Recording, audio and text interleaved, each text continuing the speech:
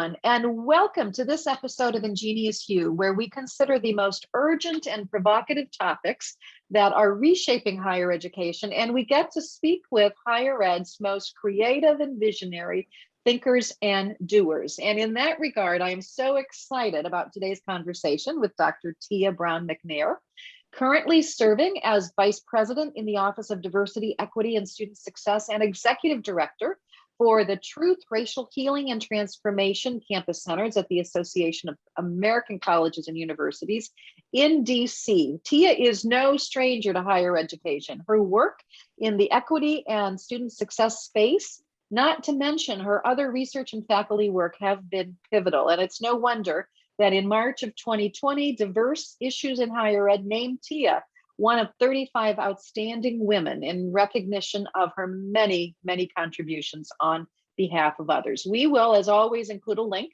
to her impressive bio in the show notes for all of our listeners. But for now, I'm eager to get the conversation going. So Tia, welcome to the Ingenious You community. Thank you so much, Melissa, for inviting me to be part of this community with you today. I'm excited for our conversation, so thank you. Now, we like to start our conversation finding out something about our guests. And in your case, you have been described by others as someone who is very courageous, someone who's not afraid to tackle tough challenges, as an extraordinary leader, and someone who has made a positive difference in every community in which you have resided. So I want to start by getting your take on whether this is a fair description, if you think so, and what the backstory is that results in who you are today.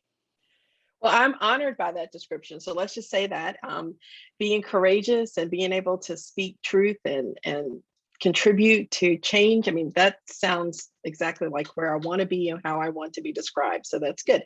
But I can tell you, I wasn't always like that. I think that it's an evolving part of who I am. I think I used to be somebody that was, early on in my career that didn't want to ruffle feathers, didn't want to disagree with those that were at higher levels. And then I realized, no, I'm not being true to myself. I'm not being true to who I am. So I think that there's always a way to speak your truth, to speak my truth, to really focus in on the work that I want to do in a way that is civil and has integrity and helps me stay true to my values and my beliefs. And I think that I'm at that place right now. Now, trust me, am I always level-headed? I don't think so. I think that there are some things I get really passionate about, and I still speak about those. And I think that others should do the same. I think that's what makes for a more vibrant conversations, but also will help us move to the transformation that we need. But we really have to do this in a way that we listen to one another, that we engage in deeper reflection and not just in a combative way. Indeed, and that's such a great segue to my next question, which, again, you've been quoted as saying that colleges, universities sometimes jump into equity work without taking the time to lay the groundwork, which, as you suggest, needs to include understanding of the variation in the language that we use to talk about equity. So can you give us some context for what you mean by this and why you think language is so important here? Yeah, that's one of the reasons why we wrote the book. And I know we're going to talk about that in just a few minutes. But with the work with my co-authors, Estella Ben-Simon and Lindsay Malcolm-Picue, I mean, we've worked with institutions, hundreds of institutions across our various careers. And what we've seen in a constant way is that institutions have equity statements or DEI statements, and just like they have mission statements and vision statements. I mean, it's just something that is very common at almost every institution. And when we talk with institutions and ask them about how they translate what they say are their aspirational goals into practice, how are those values shared and understood across the institution, and not just to reiterate or say, this is what we said on the website, but actually, what is it that someone does? What are they doing on a day-to-day in their day-to-day that actually supports that particular vision and mission and statement, DEI statement and work? That's when people start going, oh, I don't know. I don't know how that's going to happen. I don't know what I'm doing on a day-to-day. And we need to think that there has to be higher levels of intentionality for bringing them together. Yeah, I mean, the intentionality is huge in this. So for me, that's what I mean when we're talking about institutions don't take the time to really think about what this means in practice for the people who are actually the educators on campus and doing this from day to day. And that clarity needs to be there. And that's really what you mean when you also talk about understanding the why behind equity work, right? Yeah. Why are we doing this? Why is this is part of one of my goals that I'm held accountable for? Why is it that I'm actually, we do have these certain practices and policies? How are they tied in? Why is it that what are our equity goals that we're trying to, really be clear about that, because most institutions, they have aspirational statements, but what are your specific goals? Whether it comes to certain departments, certain programs, and how does it all feed in together? It needs to be cohesive.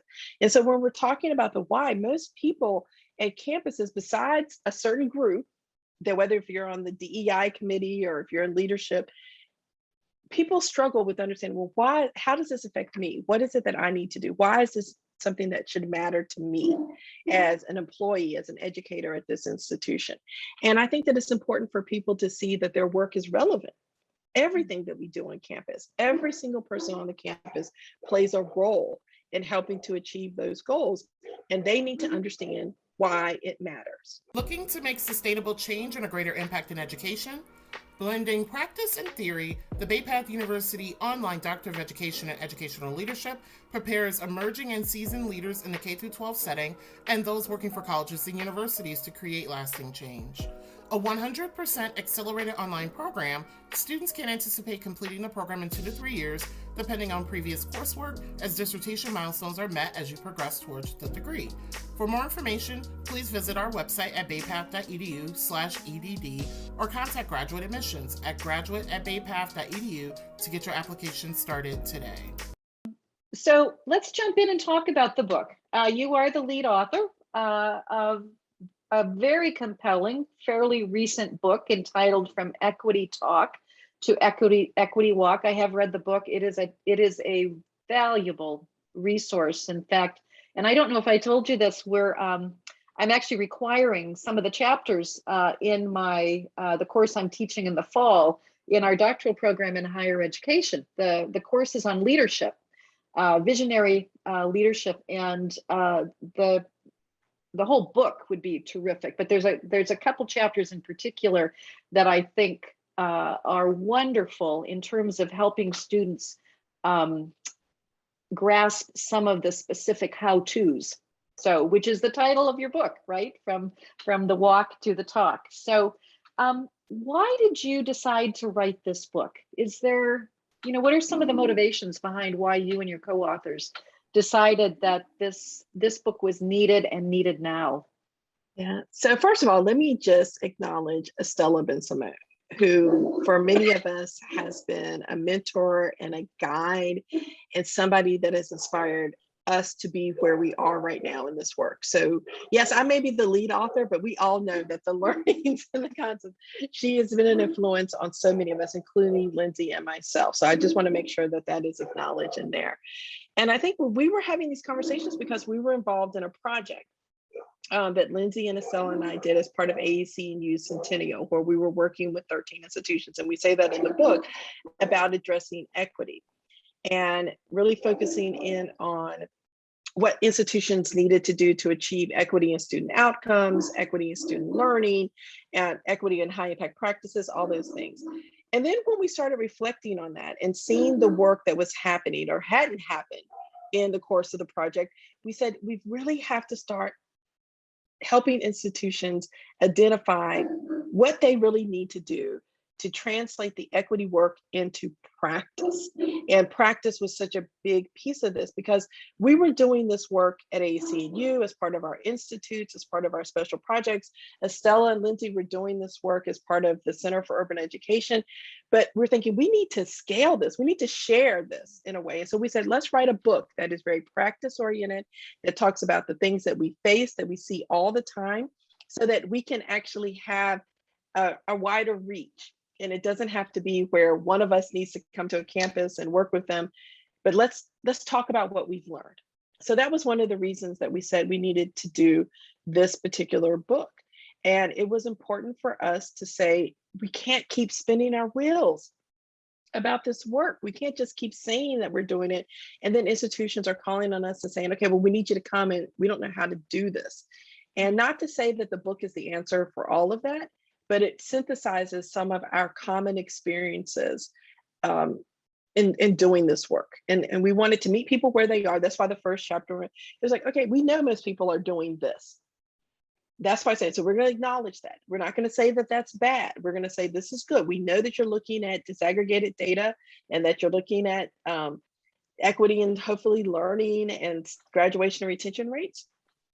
But in order to really do this work on expanding our knowledge for racial equity, we've got to go deeper. Well, and I just to give a shout out to you and to AAC and you, we were speaking before that we started recording about the fact that you came to Bay Path, the institution where I'm at, and we purchased the book so that everybody could read the book and have that as a background for the context of the work that you did with us. And it was game changing. It was a very impactful time and a wonderful foundation. So I would encourage other institutions, other leaders to think about doing something similar. At minimum, get the book and use it as a book read for your staff. So thank you so much. And did you just notice that my dog stopped barking as soon as I stopped talking? Did you notice that? Your dog is tuned into the sound of your voice. Exactly. So, well, let me go back. You mentioned the wheel spinning, and it relates to something that I wanted to ask you from your experience, from the experience of you and your co-authors. You've obviously bumped up against the barriers, and you've probably seen just about everything in terms of what holds institutions back, what holds leaders back in terms of walking the equity walk. So can you talk a little bit about what some of those most common barriers are? What gets in the way on the college university campus in this regard? Yeah, so in the book, we definitely identify 10 obstacles, not to say that that's a definitive list, but we also identify that leadership is important, obviously. I mean, the leader has to be not only the voice and the physical presence of saying, this is why this is going to be important. So that's a critical piece. The leader of an institution has to embody the equity goals and really have to focus on that. We also, with the obstacles that we have, we talk about the myth of universalism. We talk about not being able to really understand or see inequities in our routine practices, or racial inequities in our routine practices, and being able to identify them. We talk a lot about the need to not use, that we really need to not use coded language when we're talking about students, and not just group everybody in underrepresented. As underrepresented minorities, call out Black, Indigenous, Latinx, I mean, Asian Americans, I mean, call out who you're talking about. Transfer students, I mean, just across the board, whatever it is, say this is who we're talking about, and these groups are experiencing inequities. So we list several of those, but the key barriers to this is that you don't have clarity in language in your goals. You don't have leadership that is supporting this work. You don't have accountability metrics to really hold people accountable, that is not tied into people don't understand the why they need to be engaged in that. All the things that we've been talking about right up to this point have been obstacles that we've seen. And it takes all of them to come together. And I'm going to keep saying it, it's that intentionality. It cannot be haphazard. It has to have structure. But the structure shouldn't drive the process. It has to have truth telling. It has to have a way for people to listen to one another, to actually understand their narratives, to actually understand their experiences in a way that is saying, we are in this together. Our common humanity, our interconnectedness matters, and our shared goals of helping the institution be better are extremely important. So those are just a couple of things. I mean, I know I could probably go on and on, but those are just a few things that we've seen as barriers and obstacles. And we need to address them and not just brush them off as, oh, it'll get dealt with. No, it needs to be dealt with up front if you're going to be doing this work. You know, in my experience, the passive forms of resistance to equity work seem to be the most difficult in many ways to deal with. I'm curious if you have any thoughts about this or any guidance for leaders in the trenches who are dealing with those more passive forms of resistance. So I mean, and it's an interesting question, because we know that resistance is there. Just like you said, you know that it's going to happen. That everybody's going to be on board with the strategic priority of advancing racial equity. I mean, we know that is not going to be something that is going to hit home for everyone at the institution. And I think it's important for us to acknowledge that is happening, that's a reality, that this journey is individual as well as shared. But I also think that it's important for that not to stifle the progress in the work. And I think that if we focus so much on the passive resistance instead of focusing on the work that we know is vital for us to achieve, then I think that we may not bring them along. We may have to do some power mapping and figure out who within their circle can influence them to say, this is what we need to, because it may not be me. It may be someone who has more similarities and more alignment with who they see themselves as and their values. But I do think it's important for us to move forward towards progress, because we know how vital this work is for the success of our students, for the success of our institutions, for helping students, as we say at ACU, be fully prepared for work, life, and productive citizenship. And we don't have time to focus all of our energies on the passive resistance. It's going to be there. Our job as leaders is figuring out how to manage it in a way that doesn't hinder progress. And that may be figuring out who gets to be in leadership roles at the institution. It may be figuring out who gets to lead efforts. It may be figuring out, well, in performance appraisals, how are we holding people accountable if these are shared values? So I think there are specific things that the institution can translate from its values and aspirational statements into very tangible aspects of holding people accountable for the work. That is so important. And that you're really talking about the things that you do to build an equity-minded campus culture, I think, which, you know, again, you have a full chapter in your book devoted to this. Do you have, and you've mentioned a few things. I mean, when you, and in the chapter, you go into great detail about some of the things, some of those specific things that you can do in this regard. From your experience, are there a couple, 2 or 3, that you think are particularly important to be on the radar of leaders who want to go about building that kind of a culture?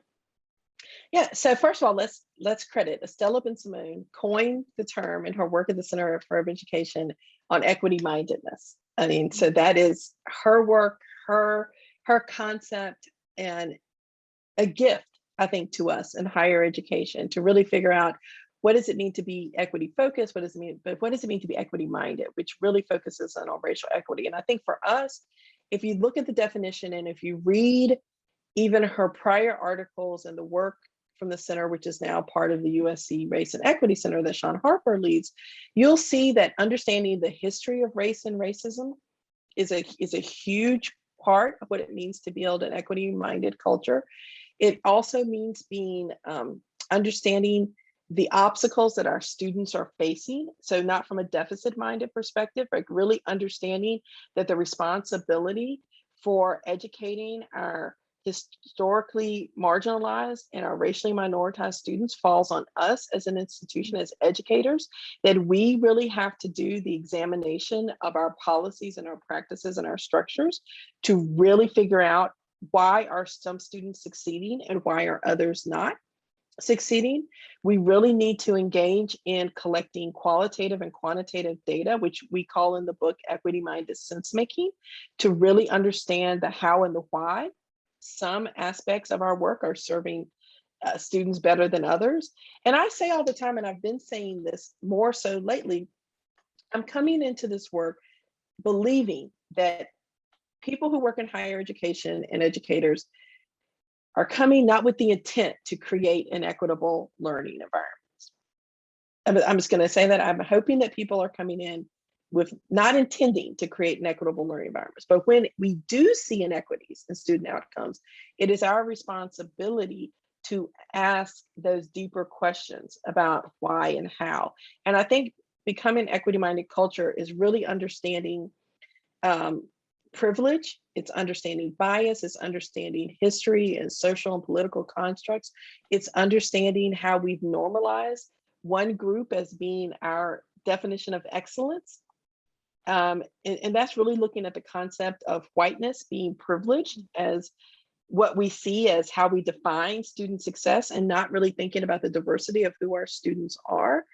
And all of those pieces are coming together, and we see equity very much as a form of corrective justice, as an anti-racist effort, as a way to address whiteness as part of something that has been normalized in higher education. So being equity-minded requires these deeper reflection, it requires truth-telling, it requires us to be honest with one another about privilege and bias within our system. So. Thank you so much for unpacking that. And Stella is one of the co-authors of the book. I'm glad that you have given her that credit. The work she has done and that continues to do is really very, very compelling. So now you mentioned data, and again, you have another chapter in your book dedicated to communicating data. So can you say a little bit more about why you think that's important, and what are some examples in this regard? Yeah, so and Lindsay took the lead on this particular chapter, so I acknowledge that. And the data piece is so important because we want to make data informed decisions, but it's not just from a quantitative perspective, it's from a qualitative perspective. And we should be, when we see inequities in student outcomes, we should be asking deeper questions about why and how, as I was talking about earlier. But I also think we have to understand how we have privileged student experiences, even within the way that we collect and present data. And I talk about this in a blog post that's on our AAC&U blog, on our website, aacu.org, where we need to decenter privilege. We need to decenter whiteness, even in the way that we present and examine data. So for example, oftentimes in higher education institutions, when we look at data that shows that's disaggregated, whether it's on graduation, retention, or whatever, we say very clearly, here's where a group of students are, often the majority students, here's where other students are, and we need to close that equity gap. And what we do when we say close the equity gap and say this is the aspirational goal based on where the majority students are, what we've done is privilege their performance as our definition of excellence, our definition of success. But as I say in the work that I've written and as I work with campuses, what if they're at 40%? What if they're at 50% retention or graduation rate, whatever? Is that really excellence? So why do we by default say we want to get everybody else? And we should, don't get me wrong, we should disaggregate data. As I said before in many presentations, we should disaggregate data on student outcomes. We should figure out what needs to happen in order to support the success of our students who are experiencing inequities. But we also need to set aspirational goals that don't privilege one group's performance over others, because by default, if we don't talk about that, if we don't process what that means, we're feeding in to a system of privilege. So. And it goes back to intentionality.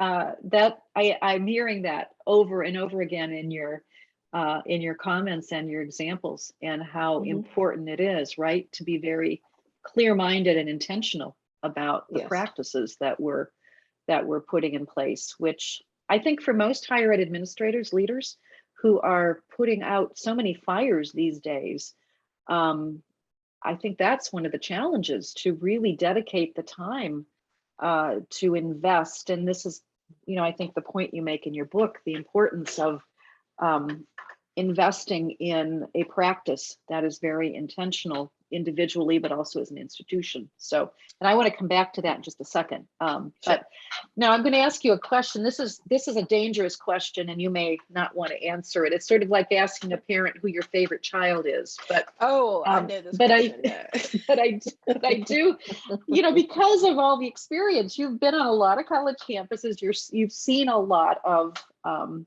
great examples and not so great examples. So, are you able to share an example or two of an institution that you think is really doing most things right in this regard, that are being intentional about walking the equity walk? I'm going to say this because I work at a national higher education membership-based organization. I am not going to call any one campus out. I am going to tell you that there are campuses that are doing aspects, really positive work in aspects of what needs to happen. I have not been fully engaged with a campus that is doing everything right, because that is not a reality. So I'm not going to tell you that. I will tell you that we feature campuses that have exemplary practices at our AAC&U news. We do it every month.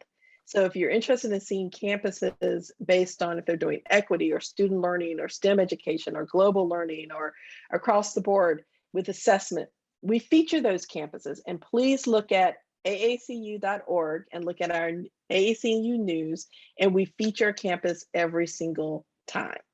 That is me being very political and staying neutral. But I will say that based on what we've talked about before, the campuses that are making progress in doing this, they have a clear process for doing this work. They are involving stakeholders across multiple areas of the campus. There's leadership, there's clarity and goals, there's accountability. Those that are doing that and really lifting up not only just the talk, but really trying to say, this is how we're measuring and how we're measuring our progress and how we're reflecting on it. Those are key aspects of the work. And they're willing to work with faculty, they're willing to work with student affairs educators, all educators across the campus, to say it's a shared responsibility. What's your individual understanding? What's your shared responsibility? And how does that come together? And what do we need to change in the process? And as I say a lot in my presentations, we talk about growth mindset for our students. Equity work is growth mindset for us too, as equity practitioners. And we need to continuously be growing in our knowledge and our own sense making for this work. Very fair. Very fair response. And I would agree, your website is fabulous. And I've often used some of those examples in many of your areas in terms of trying to get a handle on who's doing a good job in one area or another. So thank you for offering that. So now in your previous comments, you've really teed me up really well for the last question that I wanted to ask you. And it has to do with chapter 5 of your book, where you consider how higher ed leaders can acquire a practice that is centered on the pursuit of racial equity. And this is one of the chapters I am requiring for my doctoral students, because I really like the focus on what can you do as an individual leader, and this notion of a growth mindset. And some of the things that you just mentioned are the sorts of things that we're focused on in helping to nurture the next generation of higher ed leaders who are in our classroom. Now, you're very intentional, and you've used this word a few times in our conversation, practice. When I hear the word practice, as a former musician, as a pianist, I think about sitting down at the piano and going through my scales day after day after day. If I'm an athlete, I think about the day in and the day out routine of perfecting whatever that athletic thing is that I'm trying to improve. So how does that relate to what you're talking about? If you think, and I want you to answer this in terms of from the perspective of an individual leader. If you are in my classroom, if you were lecturing to my students, how would you describe this to them, and how would you advise them in terms of how to go about instituting and maintaining a practice of equity mindedness? So this is something that Estella has taught me as my mentor, as someone who guides so many of us in this work. You're not going to get it just by answering a few questions. You're not going to get it just by reading the book or reading articles. You have to always think about that accountability in your head and in your mind. You always have to think about, all right, how is this translated? Just like you talked about practicing the piano and how do you excel as an expert in that? It requires that you're constantly engaged with this level of inquiry, that you're constantly engaged in this level of reflection, and that you're not just assuming that, oh, I can get this just overnight, because it doesn't happen that way. And so if you're a student, just like you study a discipline, this is a disciplinary area. This is something that you can actually study and think about. What is the process? What's the accountability? How am I asking questions? How am I engaging in additional inquiry? All of these pieces together mean, how do you move from being a first generation equity practitioner to a more seasoned practitioner, where you do that by practice, by asking these deeper questions. So when we talk about practices and policies and structures, yes, that's one thing in an institution. We're talking now about, like you said, Melissa, you as an individual. If you really want to be a leader in this, you are constantly engaged in, what does this mean by what I'm doing on a day-to-day basis? How is this in the way that I ask questions, the way that I raise ideas, concepts, the way that I actually engage with students? Am I really representative of what it is that I say it means to be an equity-minded practitioner? Are there some strategies for raising one's self-awareness in this regard? And again, I'm thinking about the blind spots we all have. So does having a mentor help, or, are there some other things you can suggest to tease out some of those the ways of thinking or behavior that we may not be aware of in our own everyday practice? Yeah, I think it's a process of reflection. I think it's reading. I think it's engaged, just like you study for anything else and you study for any other area, whether it's science, math, philosophy, whatever. You read the people that are engaged in this work, you reflect upon it. It's the same process. And I think that it's important for people to understand that this is not something that you're just going to gloss over. I don't even know how many times we've heard people say, well, tell us how to do this. Well, how would you go about doing it for your disciplinary area, for your discipline? It's the same concept. You have to study it. You have to ask those deeper questions. And I think that it's important. The good thing is there are a lot of scholars, there are a lot of practitioners out there, lots of resources that are available, that just like you do a literature review for anything else, you do a literature review for the work on equity. And you do create a community and people that you can talk to and reflect with about the work. I'm not going to necessarily say you need a mentor. I think everybody needs mentorship. I think that's important, but I don't want everybody saying, oh, I need to have an equity mentor. No, you need to do the work yourself. You need to read, you need to reflect, you need to engage in these deeper conversations. Great, thank you. That's very helpful. And your book is a great resource as a starting point in that regard. I had the best co-authors in the world, the best writing team. We had so much, I wouldn't say fun, but we had really deep conversations and reflection. And it helped me grow as well. And I'm so grateful for both of them to join me on this journey. So, yes. What a great thing to be able to say when one has co-authored a book, because as you know, writing a book is never an easy path. And so that's a wonderful thing to be able to say at the end of the journey. So yeah. Tia, we've come to the end of our time, and I have to ask if there is anything else that I did not ask you that you want to add in closing the conversation. Well, Melissa, I think we've had a great conversation in this work. I just want everybody to, if you're listening to this, focus on your growth mindset, focus on where you are in this work. Don't measure yourself against anyone else. Measure yourself against where you are and where you want to be, and make your progress and measure your success against that. But let's move forward. Let's move forward. We can't sit where we are. We can't stay where we are if we're really going to help students succeed. That is a great closing, very helpful closing, and good framing perspective to end on. So Tia, thank you so very much.